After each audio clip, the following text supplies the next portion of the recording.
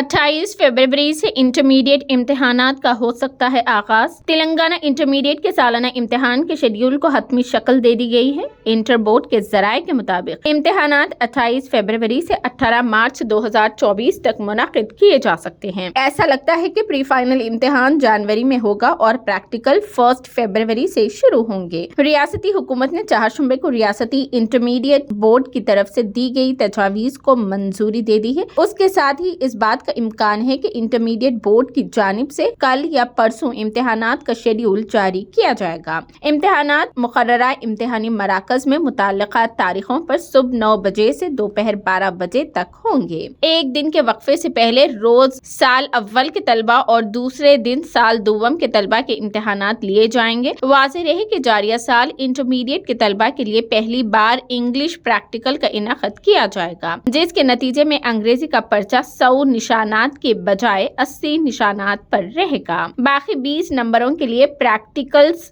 होंगे। उसके साथ ही बोर्ड सालाना इम्तिहानात, प्रैक्टिकल्स और इंटरनल्स का शेड्यूल जारी करेगा।